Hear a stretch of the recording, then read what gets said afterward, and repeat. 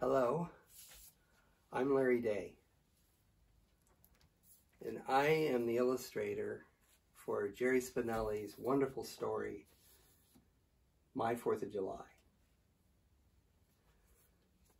Now, I would like to, I'll read a little bit out of this, and here and there, and go through it just a little bit. But what I'd really like to do is work on a drawing project with you. So I'm going to switch to my other glasses, the glasses that I use for close-up work. And if you want to go get some paper, some pencils, crayons, markers, whatever you want to use, now's your chance. Go get that stuff and hurry back.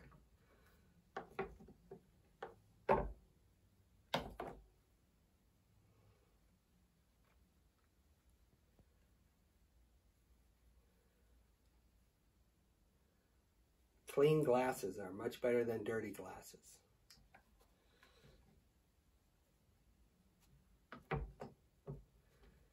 In 2nd grade, my eyesight went bad just overnight. I was looking at the chalkboard in class, and all of a sudden I couldn't see it from the back. I was at the back of the room and I couldn't see it. And the 2nd grade teacher was very sweet and very nice, and knew right away what the problem was. So I've had glasses since 2nd grade. I still have my old glasses too from 2nd grade, my very first pair. I was intrigued by this story by Jerry. It reminded me a lot of my early childhood and the excitement of my favorite holiday, 4th of July. Getting ready in the morning, anticipating the picnic, hearing the music, the bands, the parade. The parade was always so much fun. And then finally, at the end of the day, when the lights were going down, to just wait for the fireworks, get a really great seat or a place to lay on the grass, and just wait for the boom and the lights and just the excitement of it all. And then at the end, it's like it's over, and you're tired, and you're going back home through the crowds of people, and you go home and you're tired. You may eat a little bit, but you just kind of straggle up to bed and pull the covers over and go to sleep. And that's pretty much what Jerry has written here, this special moment in time of a day in this child's life.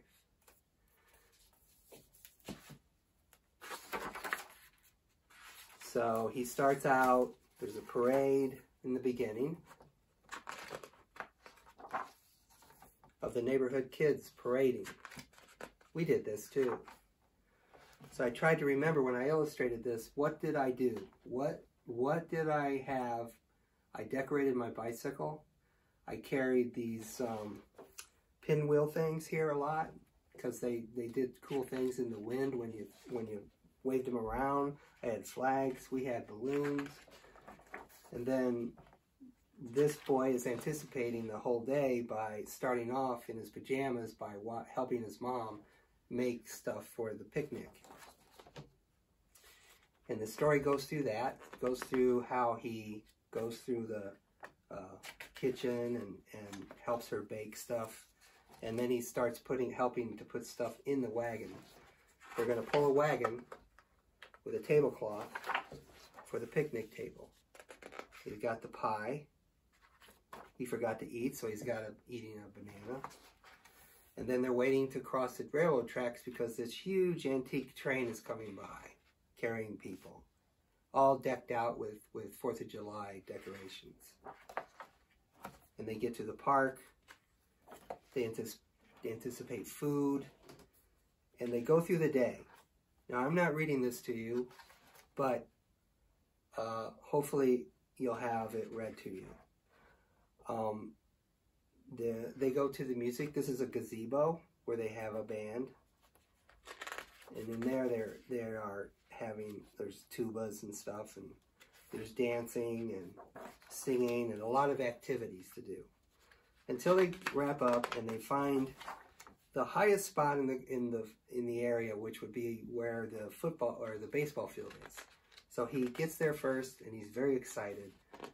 And then all he does, once he gets there first, is he waits and waits. Oh, the minutes crawl as I slide back in my wagon. It's the longest wait there ever is. And then you turn the page and fireworks. I love how Jerry wrote this. A thump in the dark, sudden umbrella of lights, 5,000 faces aglow. Pinwheels and gushers, comets and twisters. My eyes cannot hold the wonders I see. My heart is cheering. I love that line, my heart is cheering. A cannon booming volley. I hold my ears. I scream with joy. And it's over. So this is just the story of a boy and all of his friends enjoying one of the best holidays.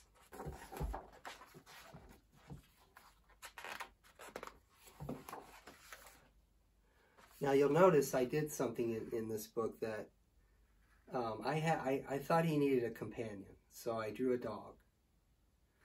And I'm glad that everybody liked the dog because the dog is in just about every page. So if they didn't like the dog, I would have had to have taken the dog out. But I don't think they would have let that happen. So one of the things that dogs do is they scratch their ears. Sometimes they seem to scratch their ears ferociously. Well, I think it would be fun. I thought it would be fun to draw this dog scratching his ear or her ear. And so this is a drawing I did. And I'm going to go through this drawing with you. And we're going to draw this. So I usually use, when I draw, I usually use what's called a pen nib. And, oh, here it is over here. I start off with pencils, and you can see I have some well-loved pencils. So I start with I don't know if you can see this or not, but this is a pen nib, and this is ink. Ink is very messy and very permanent, so you don't want to use this in an area somewhere in your house where you're going to get ink on anything, if you use it at all. So this is how I would draw. I'm just wiping some of the old ink off. Usually I have to end up scraping it off. But this is not cooperating here very well. But this is what I do. I don't know if you can even see that. But these are just lines that I'm making with my pen.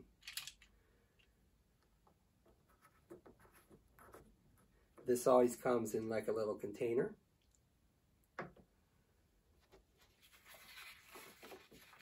And here, I'm going to use a marker because I want you to be able to see what I'm doing. But you can, like I said, you use anything you want. Pencil, crayon, anything. So, what I'm going to do, sometimes I think of shapes. So, I'm going to draw this. I'm going to turn my paper this way because I'm going to draw what looks like an old-fashioned light bulb, or it could be a melon from your garden. And then once I get that drawn,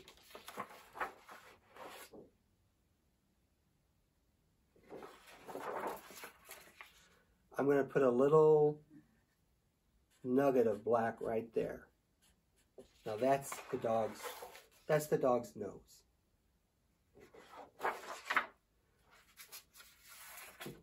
I might make it a little rounder because that's kind of funny. Now I'm going to draw a triangle over here to be the ear that the dog is scratching. But I'm not going to draw it on top of the head. I'm going to draw it kind of to the side, like this. Okay? So it looks like a leaf, or kind of a triangle. Then I'm going to draw this ear on the other side because he's got two ears. She has two ears, like that. That's kind of like a leaf too. Has a little curl to it. And then I'm going to draw the doggy's body. So the body is kind of like a big kidney bean. And I'm not really too worried about lines overlapping or going over other lines, like, you know, like you see this right here, this line going through his ear. I'm not really worried about that. Then we're going to draw her, let's see, let's draw her eyeballs. Now, when a dog is scratching, if you've ever noticed, a dog is scratching, they don't have their eyes, they usually don't have their eyes open. Sometimes they do, but a lot of times they'll have their eyes closed because they're concentrating so hard. They're really got an itch. So when a dog is scratching, if you notice, the dog would lean into it. So it's kind of like this. If I put my hand here and if I lean my head, it's kind of like I'm leaning my head into my hand. So that's what a dog does. They really get in there and really like they're digging for gold or something. So I'm going to draw this, you know, the paw is hidden, you know. The paw is hidden behind the ear because that's what's scratching. So this, I'm going to draw these lines here. I'm going to draw kind of like a noodle. It's kind of like a noodle, like a sausage or something, like a couple of them. And then I'm going to draw the bottom legs. So this I'm going to draw like a backward, like a C. Like a backwards C. I'm going to go here. There's a C. And then I'm going to go, when I get to the bottom here, I'm going to draw like a little,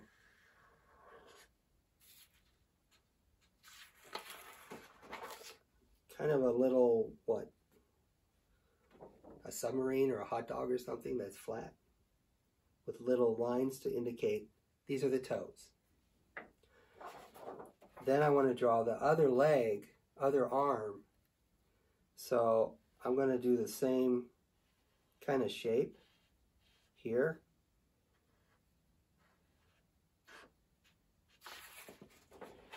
Kind of like that. It's a long shape like a pencil, and then there's a little part out here that sticks out, and those are the toes. And then dogs have a lot of legs. So I'm going to draw the other leg on the other side, his hind leg, his back leg.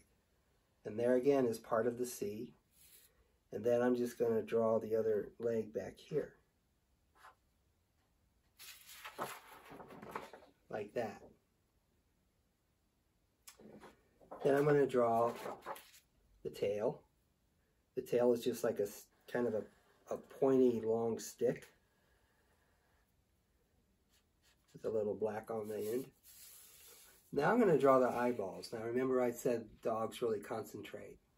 So I'm going to draw these in like a couple of C's, kind of lowercase c's. But I'm going to draw them not on the top of his head, but I'm going to draw them to the side a little bit, like right here and right here. So that shows you that the dog is really leaning into the scratch.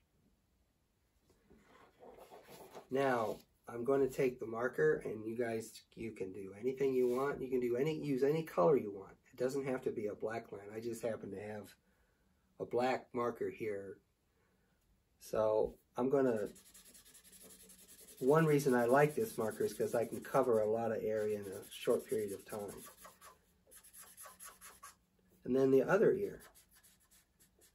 And then this doggy would have like a white line down the middle of its forehead. So I'm going to draw this shape.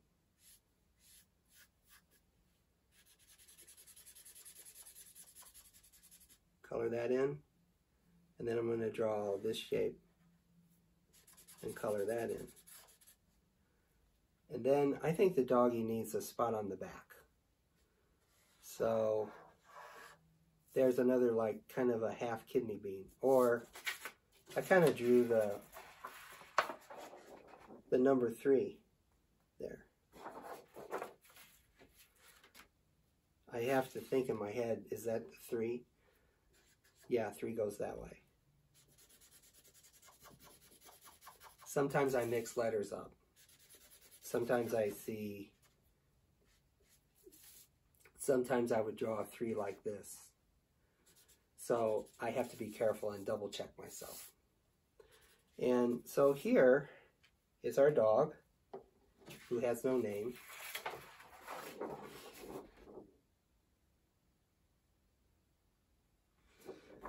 And I'm going to do a little more something else here.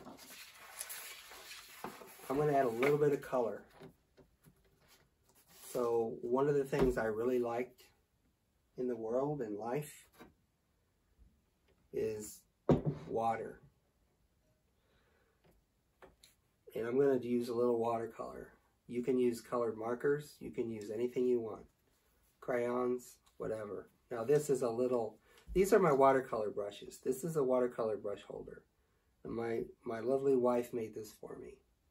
And I use it all the time. And one thing I do is I paint outside a lot with watercolor. So if I put this down on the ground, I can pretty much easily find it because it's got yellow and it's easy to find. So here I take a brush out and I use this little pan. It's called a pan box. It's a little fancy. So you can use, like I say, anything you want. I think the dog needs a collar. So I'm gonna make a red collar for our doggy. And the red collar is just a line. Like that. And then I think little doggy needs a hat. And I'm going to put what's called a beret on the dog's head. Because it's kind of a fashionable dog, even though it's scratching its ear at dinner or somewhere. So I'm also going to draw. So here's a line with my brush, and then here's 2 shapes like this, and then 1 shape right here, and that's a beret. But let me show this to you.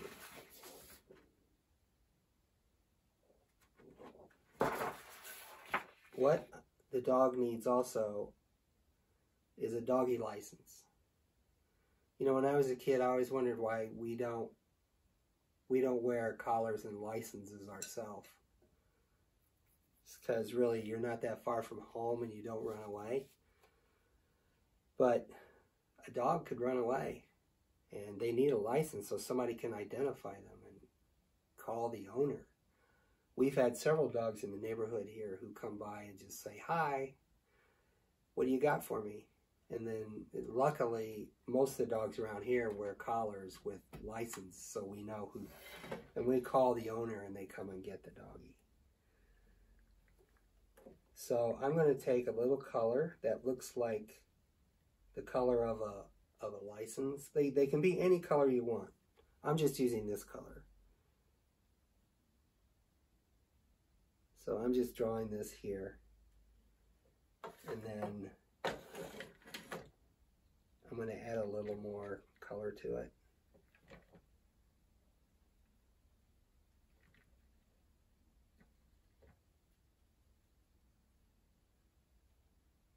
kind of a gold color, you know, it's sort of.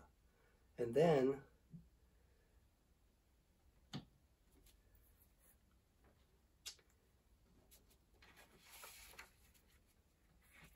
I'm gonna give the dog a name and write it on his license. What do you think? What kind of name should I give him? I'm kind of thinking just something simple like Max. How about Max? So I'm gonna draw Max there. And the water was still a little wet, so you can see how it affected the marker. But I kind of like it. It's not like a real bold one. On this other one I did, Max is more it's darker. But I kind of like this one. You know, the thing about drawing is, that's great about drawing is, if you don't like it, you just draw another one. I do that all the time. I have sketchbooks with just drawings after drawings after drawings. And this is how I think of my ideas. This is how I think of my cartoons. And this is how I work on children's stories. And then sometimes I draw finished drawings in my sketchbooks. So these are some drawings I did of people in the library. And this is a cartoon I did that I used. This is the finished drawing. It's called Bighorn Sheep. And I also do drawing, there's drawings of people here that I draw, and I draw other people like this. So I do a lot of drawing. I draw and I draw and I draw. There's something very relaxing about drawing. There's something very soothing to me about drawing. And when I'm drawing, I'm not really aware of anything else. I mean, a volcano could explode next door and I wouldn't even probably know it. So it's really kind of great to draw. It's fun, and it's really, it feels like you're eating something very healthy. So that's what I have for you today, and I really appreciate the time you spent with me, and I hope you just keep drawing, and hopefully we'll see you again. Bye.